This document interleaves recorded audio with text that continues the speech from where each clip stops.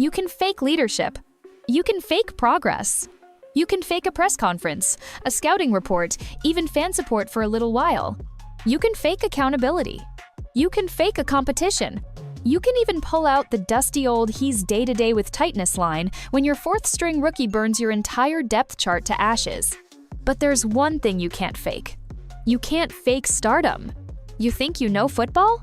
You think you've seen drama, heartbreak, chaos? No. You've seen trick plays.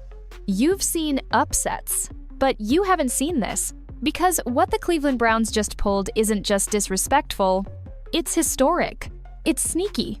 It's scripted. It's sabotage dressed in a medical report. They didn't just bench a player. They didn't lose a game. They faked an injury to a rising star and thought no one would notice. Let that sit with you for a second. One day, you've got a rookie quarterback lighting up camp, mic'd up, locked in, throwing dimes like he's auditioning for a Marvel movie. The next day, gone, silenced. Arm tightness, they said. Precautionary. No footage. No moment. No warning. If that sounds sketchy, it's because it is. This isn't player management, it's player manipulation. And if you think this is about playbooks and depth charts, you're not paying attention. Because this isn't just about football anymore. It's about fear. Fear of a young QB who walked in with too much swagger, too much leadership, too much truth. And the Browns front office? They did what they always do when something threatens their comfortable little cycle of mediocrity. They buried it. But here's the thing. You can fake an injury, but you can't fake momentum. Today, we're unpacking all of it. The cover-up, the politics, the conspiracy, the pure Cleveland-level chaos unfolding right before our eyes. So, before we jump into the madness, smash that subscribe button and ring the bell. Because once you hear what's really going on, you'll never watch the Browns the same way again. Let's talk about Shedeur Sanders. Let's talk about the lie. Before going further, if you're enjoying this video, don't forget to smash that subscribe button. It really helps us keep bringing you the content you love. You don't get stories like this often. A rookie shows up, bottom of the depth chart, not even expected to make noise, and somehow, within days, he's the storyline. He's flipping the script, commanding the room, and in Cleveland of all places, he's bringing hope. That rookie is Shedeur Sanders, Mr. 9 for 9, the human highlight reel. The kid who walked into Browns training camp like he already owned the playbook, the locker room, and half the crowd. He didn't just throw passes, he threaded needles. Receivers were catching darts they didn't even expect. Reporters watching him couldn't even finish their tweets fast enough before the next spiral whistled past their head. One day in, he was micced up, animated, focused, commanding huddles like a 10-year veteran while every other rookie was still reading name tags. And that mic'd up footage? It went viral. Fans weren't just watching, they were replaying, clipping. He sounds like a leader. He throws like a starter. He looks different. Cleveland, the same city that's been burned by every quarterback from couch to Johnny Football, finally felt something dangerous.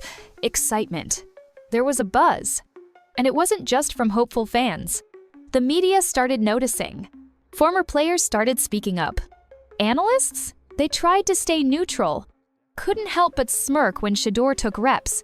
It was undeniable, cut through all the smoke, all the politics, and at the very heart of it sat a kid who was just better. Better presence, better poise, better arm talent. And just when it felt like we might be watching the start of something rare in Cleveland, something fresh, something real, it all vanished. Just gone. No practice clips, no injury replay, no medical table citing, just silence. Arm tightness, they said. Precaution, they added. But you don't shut off momentum like flipping a light switch, unless someone behind the scenes wants it off. So the question became, what do you do when your rookie outshines your millionaires? Apparently, in Cleveland, you stop the show before the star finishes his first act. But that wasn't the end of the story. Far from it.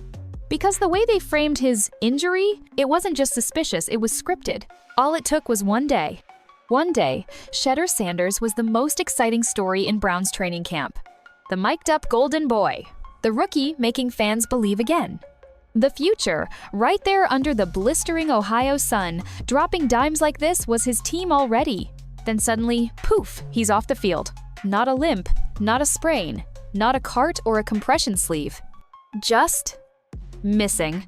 No camera caught it. No teammates mentioned it. No sign of him sitting on the sideline with an ice pack. Just a vague footnote in a bland press statement, buried between injury updates that actually made sense. Arm tightness. That's it. That was their story. This is the NFL we're talking about, a league that films everything. A player sneezes and there are 13 camera angles covering it. A cramp during warm-ups turns into a full Twitter breakdown by 6-beat reporters and 3 NFL insiders. But this? Nothing. Not one shred of footage. Not even a whisper from the people who had been drooling over his performance the day before. So what happened? You don't just hide a guy like Shedeur Sanders unless you're trying to. Sure, teams say they want to protect their players, take it slow, monitor workloads, be cautious with reps. But this wasn't cautious. This was coordinated. And the wildest part? They didn't just hide him, they tried to make us forget him. No updates, no return timetable, no questions at this time, like he was never there. Like the viral clips of him torching DBs didn't just happen 48 hours earlier. Then came the spin, the chatter, the quiet whispers on sports talk shows. Oh, maybe he overworked himself. He's throwing too much. Is that even smart? Wait, what? You're telling me that a young quarterback, grinding before and after practice, putting in extra work on his own time, is the problem? Suddenly, too much dedication became the issue. Suddenly, being obsessed with winning was turned into a flaw. Make it make sense. The guy stayed late, throwing routes to backups, and somehow that gets flipped as careless? Working harder than your position demands? That's not red flag behavior. That's legendary behavior. That's Kobe Bryant. That's Tom Brady. That's Dion. And guess what? That's Shedeur. But the Browns twisted it. They took a positive trait and reframed it as reckless. And just like that, the injury became the perfect excuse. It was vague enough to kill momentum, medical-sounding enough to excuse the benching, and gentle enough to keep fans from revolting, at least for a little while. But for those paying attention, this wasn't an injury. This was a script. Because once the buzz got too loud, once the fans and media started realizing the rookie looked more efficient than the vets, they didn't just bench him, they plotted around him. This wasn't clumsy. This wasn't a miscalculation. This was a plan, a slow burn conspiracy playing out in real time. If you still think this is random, look at the pattern. Not just the injury, not just the timing. The whole way they've handled Shedeur Sanders from the moment he was drafted and tell me it wasn't calculated sabotage. Let's walk through it, step by step, because this wasn't a cover-up slapped together overnight. This was a 4-step plan pulled straight out of the How to Kill a Star Before He Shines playbook. Step 1. Draft him into a trap. At first, it looked like a steal. A promising QB taken in the later rounds, low risk, massive upside. But do you really think that was the plan? You don't draft a guy like Shedeur, someone who clearly has starter traits, just to watch him sit behind 3 walking caution signs. The Browns brought him in not to build him up, but to box him in. They threw him into the most crowded quarterback room in the NFL. And this wasn't some QB competition between all-world talents. This was a depth chart packed with used-up arms, backup projects, and burned-out veterans collecting checks and broken promises. They didn't just give him limited reps. They gave him 4th-string reps, camp buddies, walk-on, scout team receivers, assistant trainers. He was throwing to people with less job security than a fast food drive-thru cashier. You don't do that unless you're trying to bury someone. Step 2. No real reps, but maximum scrutiny. You want to really mess with a player's development? Here's how. Let him show up early. Let him stay late. Let him light up practices, but never let him run with the ones. And that's what they did. No timing with the main receivers. No reps with the top linemen. No shot to build rhythm, just chaos in disguise. But here's where it backfired. He still shined, even with scout team targets. Even without protection, even without a real playbook package, he still created buzz. Still had teammates talking. Still had fans chanting his name from behind the gates because they saw the difference, even through the misdirection. Step 3. He's too good? Hit the panic button. Now here's where things went nuclear. Because Shedeur's buzz? It wasn't just growing. It was overpowering. He started trending. TikTok clips, Twitter reposts, Instagram cut-ups. The backup, backup quarterback, stealing the spotlight from their overpaid, underperforming starters. Suddenly, Shedeur wasn't just a rookie anymore. He was a problem. A problem for the veterans who could barely complete a slant route during 1-1 on 11 seconds. A problem for a coaching staff that already handpicked their guy months ago. A problem for ownership that backed a $230M decision they now regret every single time another rookie makes it look easy. So what do? They call the oldest play in the NFL gatekeeping manual. Step 4. Fabricate an obstacle. Any obstacle. Enter arm tightness. It's genius, really. It's not a real injury, just scary enough to sideline someone while sounding harmless. You can't really prove it. Can't film it. Can't question it. No twists. No MRI scans. Just tightness. And like that, the situation is neutralized. The viral clips stop. The fans are confused. The noise fades. They didn't have to confront anything. They just had to say the magic words and wait it out. Now, here's the most insulting part. They think fans are too dumb to notice. They think we'll forget, that we'll move on. Not this time, because this wasn't about saving a player. This was about protecting egos, protecting investments, protecting the illusion of control. And meanwhile, Shedeur Sanders, the most electric thing to hit Cleveland since Josh Cribbs on a kickoff return, is sitting with a clipboard, watching the show like the rest of us. A show that he should be headlining. But here's what makes all of this worse. It's not just the Browns doing this. It's the entire league letting them. This is the NFL we're talking about. The same league that runs on 4 Kelvin's drone footage, has analysts breaking down elbow angles in training camp, and fines players $15,000 if their socks are too short. A league that released a full 2-minute slow-mo video, just for a guy running onto the field with the wrong color cleats. The same league that monitors touchdown celebrations like it's national security. The same league that once spent 11 months investigating the deflation of footballs by 2 PSI. And yet, Shedeur Sanders disappears from the spotlight overnight. And they don't blink. No probe. No questions. No concern from New York. Just silence. How is that even possible? This is a micromanaged machine. Every sideline moment, every injury, every whisper during practice gets tracked, reviewed, archived, and turned into a segment on First Take. But one of the most promising rookie quarterbacks of the offseason gets benched with no footage, no limp, no trainer interaction, no nothing. And it's suddenly team discretion? Now it's hands off? Now they don't interfere with internal team management? Please. The league doesn't stay out of anything. They've got rules for what color towels you can wear, what kinds of gloves are allowed, how long you can stare at a defender after a touchdown. You can get hit with a taunting fine for breathing the wrong way. So why, suddenly, when it's about keeping Shedeur Sanders off the field, do they vanish like smoke? That's silence? That's not professionalism. That's protection. Not for the player, for the people trying to bury him. Because if a player like Shedeur pops, if that rookie lights it up after being labeled a reach, if he breaks through all the gatekeeping and defies the chessboard they tried to trap him on, it sets fire to everything. It exposes the scouts. It embarrasses GMs. It undermines the million-dollar contracts handed to guys with less spark and less skill. And worst of all, it rewrites the narrative they want to control about who gets to succeed, about which rookie deserves a shot, about what a future looks like in this league. And that's dangerous territory. The NFL doesn't thrive on fairness. It thrives on optics. And Shedeur Sanders was starting to control the optics.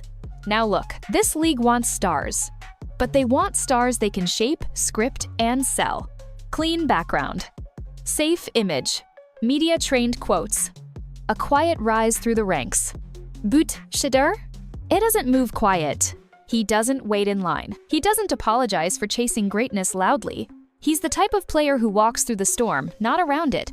He's the system-breaking kind. And that is what terrifies them, because the NFL doesn't know what to do with a player who doesn't fit the mold and still wins. So now they pretend like it's not happening. Throw out the tightness diagnosis, push him to the shadows, hope the crowd gets distracted. But the crowd isn't moving, the fans aren't forgetting, and the pressure's only building. At some point, it stops being bad luck. Miss one-star quarterback? That's misfortune. Miss all of them for 2 straight decades? That's a blueprint. Cleveland has become a graveyard for promising players, Quarterbacks don't just go there to play, they go there to disappear. And once you realize that, Shedeur Sanders was doomed the moment he walked into that facility. Let's run down the list. Brady Quinn, Colt McCoy, Brandon Whedon, Johnny Manziel, Baker Mayfield. Some had talent, some didn't. Doesn't matter. They all got tossed into the same Cleveland machine. Crowded QB rooms, confusing coaching changes, public scapegoating followed by cheap PR damage control. Rinse, repeat, collapse. It's like the Browns are addicted to their own cycle of destruction. Find a quarterback, hype him up just enough to give fans hope, then sabotage him behind closed doors until everyone turns against him. They don't just lose games, they lose belief. On purpose. Consistently, strategically, and now they're doing it again. Only this time, the kid they're doing it to isn't just another first-round experiment. He's different, he's sharp, he's locked in. He's too talented to be ignored. And that triggers something deep within this franchise fear. Because Shedeur Sanders doesn't fit their mold. He doesn't beg for reps. He doesn't play safe. He isn't content sitting back, waiting 5 years before he's allowed on the field. He came in with presence, with fire, with main character energy while the organization is still stuck in ensemble chaos. That's not just inconvenient. In Cleveland, that's a threat. The Browns don't know how to handle bright lights. They don't know how to nurture potential. They only know how to control, suppress, and smother anything they didn't manufacture themselves.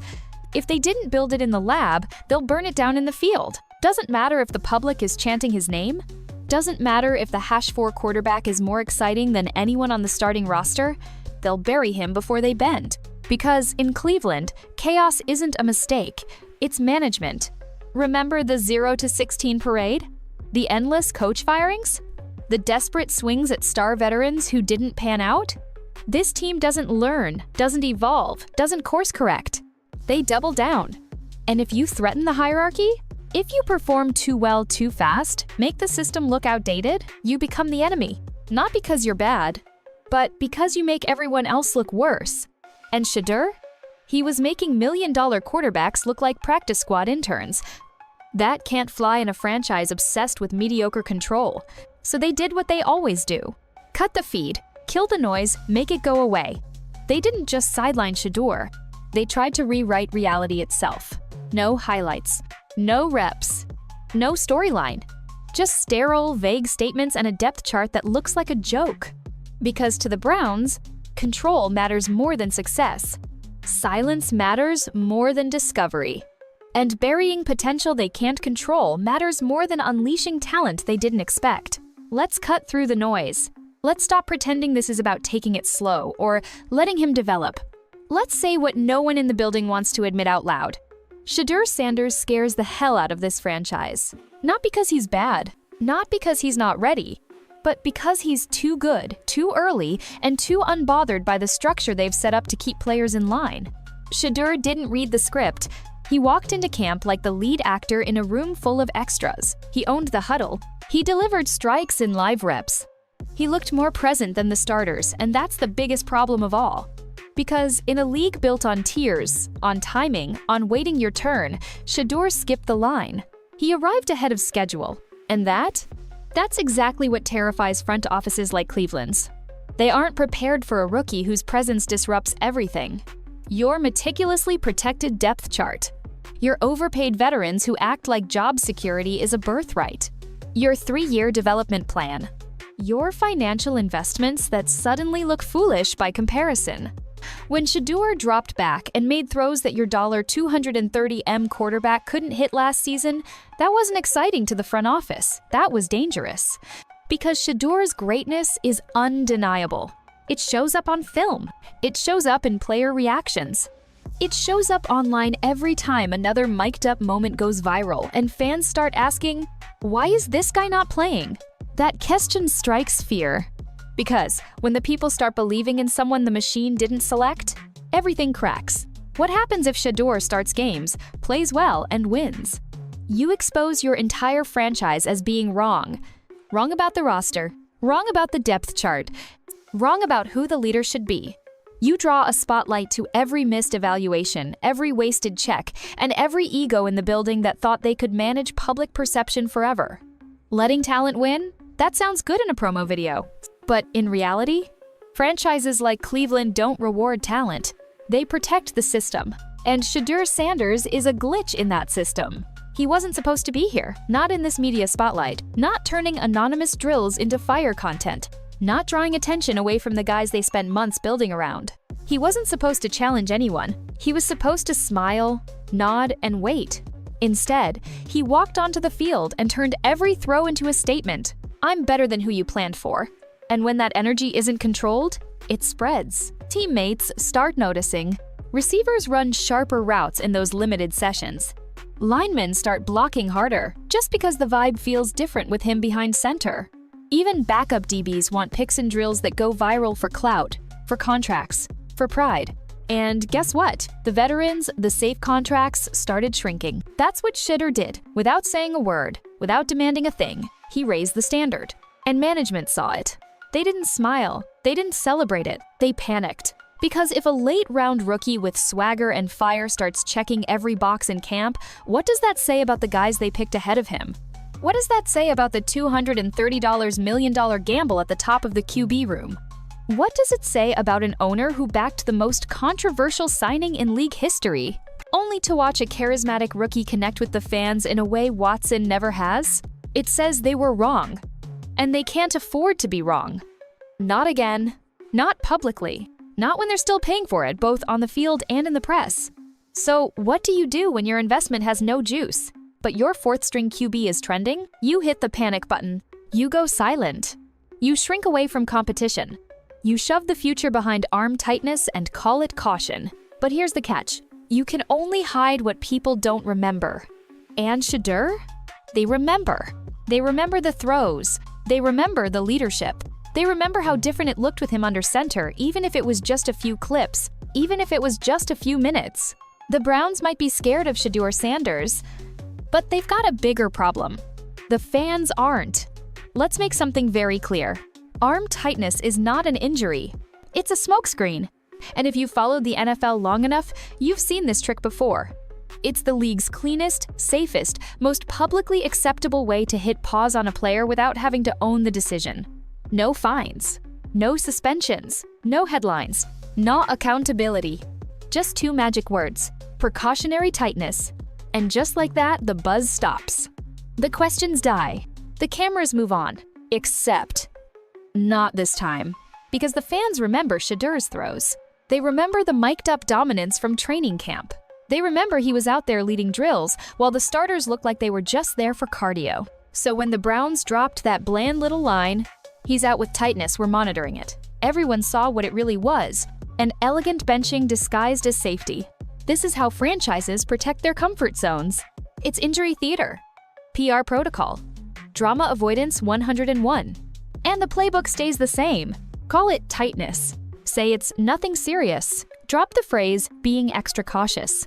Refuse to give a timetable. Cut off access to reporters. Boom, problem solved. Now, the fan base is unsure. The media can't push. And, most importantly, the kid can't play. Because here's the dirty truth. The Browns weren't afraid of Shedeur getting hurt. They were afraid of him getting hot. They weren't worried about his health. They were worried about his momentum, the kind that sells tickets, rises jersey sales, and makes fan bases fall in love with the wrong quarterback too early. For teams like Cleveland, that's not inspiration, that's a crisis. To them, Shedeur Sanders going viral is not good press. Because it means pressure. It means the people are watching. It means they can't bury him without someone asking where the body went. So instead of letting him play, instead of giving him a legitimate QB competition, they reached into their back pocket and pulled out the one phrase no player can argue and no doctor has to prove. Sore throwing arm. Did he twist it mid-throw? Did he wince? Was it during live reps or alone post-practice? They won't say, because they don't have to. That's the brilliance of this scam. It can't be disproven. There's no x-ray for tightness. No video needed. No brising, just vibes, a clipboard, and silence. And understand this, we've seen it before. Remember when a rookie starts popping off in preseason, suddenly goes day to day, and then magically disappears until final cuts? It's because they already made the decision, and the injury is just the most polite way to shelf someone without a backlash. It protects the vets. It preserves the depth chart. It dodges the headlines. And the league? Oh, they love it. Because nothing looks worse than your billion-dollar product getting outshined by a rookie you weren't ready to market yet. Shedeur Sanders isn't just an athlete. He's got the it factor. The interviews, the presence, the bloodline, the fan engagement, and most importantly, the tape. He plays like he belongs. Even when he's surrounded by third stringers, he looks like he's already in the league's top half of talent. So when that fire starts blazing too fast, they throw a wet blanket on it, not by cutting him. That would trigger a riot. Not by trashing him publicly, that would backfire. No, they do the most cowardly, quiet, and calculated move in the game. They label him injured and pray no one protests. And while they hide behind medical lingo, we all know better. Because if Shedeur was really hurt, you'd see it. Press conference quotes from his teammates, rehab footage on Instagram, beat reporters talking about routines being modified. Something. But instead, nothing. Not a limp, not a sling, not a grimace. He just vanished. Day to day. 3 weeks later, still day to day. No update, no return, no apology. It's the oldest trick in the NFL playbook, and we're not falling for it. You can fool the media. You can sidestep a few post-practice questions. You can toss out bland press releases full of tightness and day to day. But you can't fool the fans. Not anymore. Because this isn't 1997. This is the internet. This is Reddit threads with slow-mo practice videos.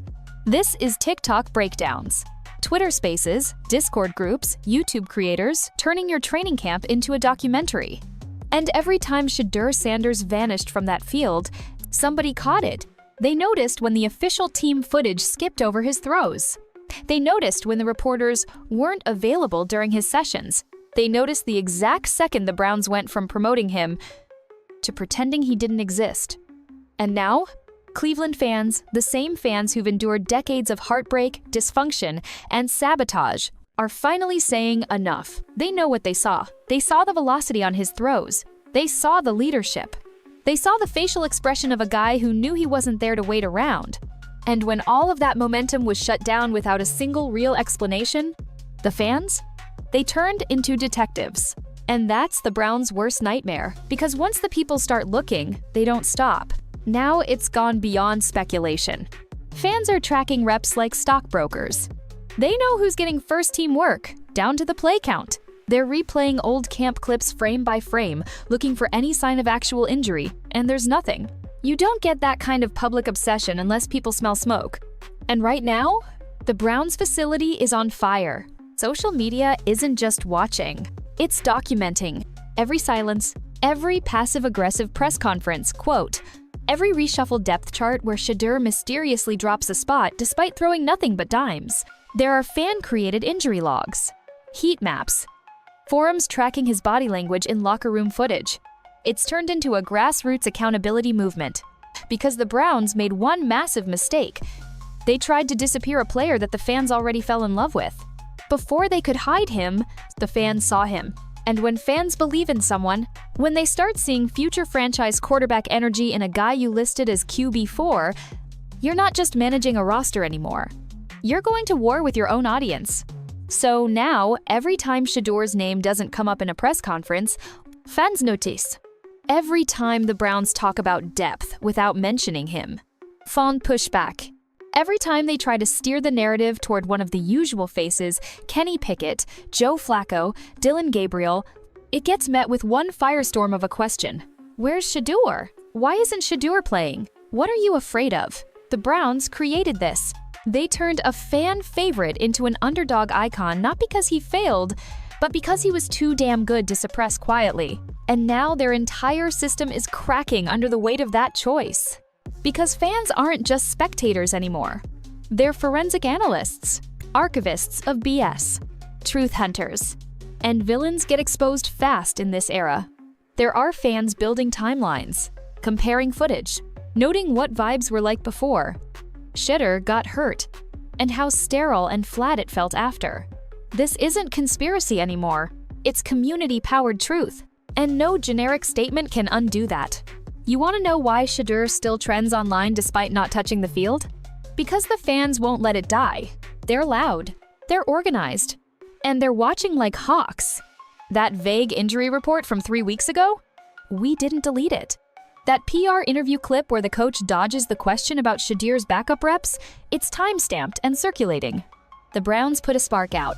The fans turned it into a wildfire. And now, it's only getting hotter. This is the part the Browns didn't think through. They pushed Shedeur Sanders into the shadows. They buried his momentum. They hid behind medical lingo, PR strategy, and polished smiles. But they forgot one thing. The season is coming. And when it does, everything they're trying to hide will come crashing to the surface. Why? Because the football field is the one arena where you can't fake it. You can't spin poor QB play. You can't slap arm tightness on a third interception. You can't redact a fourth-quarter collapse. And let's be real, it's only a matter of time. Joe Flacco? A decade removed from playoff greatness, held together by duct tape and nostalgia. Kenny Pickett? A reclamation project even the Steelers, the model of QB patience, gave up on. Dylan Gabriel? Still figuring out what zip code he's in half the time. These aren't your guys. They're band-aids, emergency patches, placeholders for a real starter who hasn't seen the field yet, but he will. Because the game of football doesn't care about contracts or politics. It doesn't care that the front office promised incentives to a vet or built a shallow marketing campaign around yesterday's name. Football is math. And cold, cruel math is coming. Somebody's going to underperform. Somebody's going to get exposed. And somebody's going to get hurt. And when that moment hits, and it will, the Browns will find themselves face-to-face with the one name they've tried to pretend doesn't exist, Shedeur Sanders. And here's the wild part. When he finally steps onto that field, he won't be shaking with nerves. He won't be rusty and unsure. He'll be ready, because the fans already believe, because social media will erupt the moment his helmet goes on, because the stadium will pulse like playoff energy, even if it's week 4 of the preseason. This kid has been under the spotlight without playing a single down. Imagine what happens when he actually gets the ball in his hands again. And oh, the Browns? They'll try to play it cool. They'll step up to the podium and say things like, "We always had faith in him. We've been bringing him along slowly on purpose. We love what we've seen behind the scenes. Spare us." We've been watching outside the scenes, and what we saw was a talent buried, Ali constructed, and a delay that had nothing to do with development and everything to do with insecurity. Because here's what the Browns never considered. Eventually, reality forces your hand.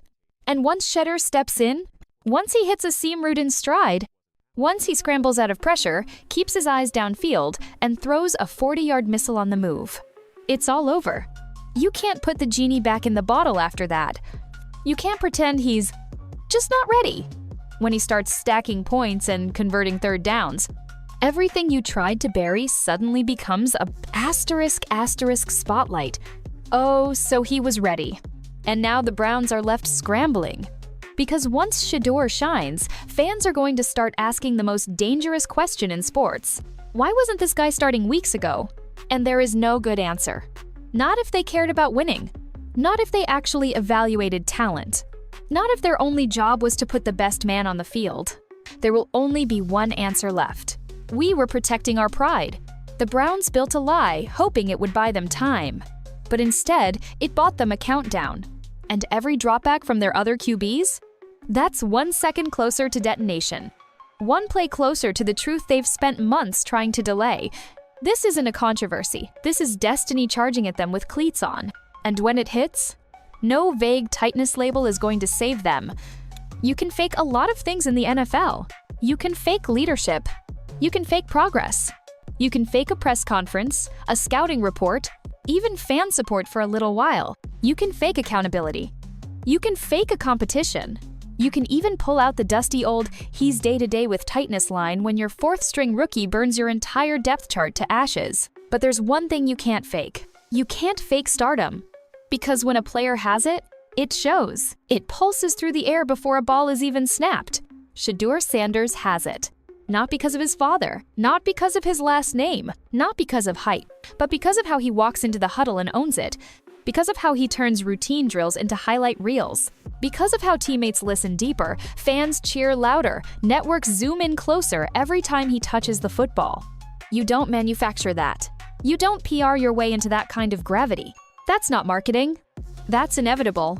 And deep down, the Browns knew it. The NFL knew it. Everyone watching that footage back in July knew it. They tried to hide it. They tried to delay it. They tried to suffocate it behind dollar signs and bad decisions. Because if Shedeur really is that guy, if the fourth-string quarterback becomes the quarterback, then everything they sold you suddenly looks like a scam. It wasn't tightness.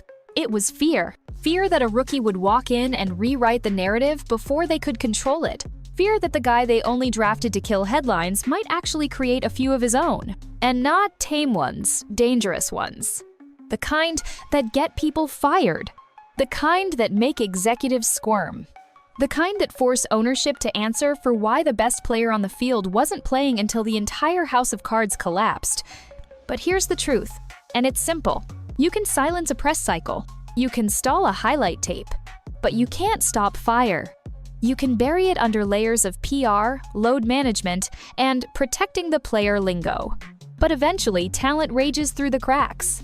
And when that moment comes, when Shedeur Sanders steps onto that field, calm and locked in, scanning the defense like he's been waiting exactly for this, he won't need revenge. He won't need to prove anything to anyone. He'll just need one opportunity. One play, one series, one perfect spiral into the hands of a receiver who knows what just started. And when that ball sails through the air crisp, silent, and undeniable, every lie gets exposed. The fake injury? The stall tactics? The buried reps? Gone.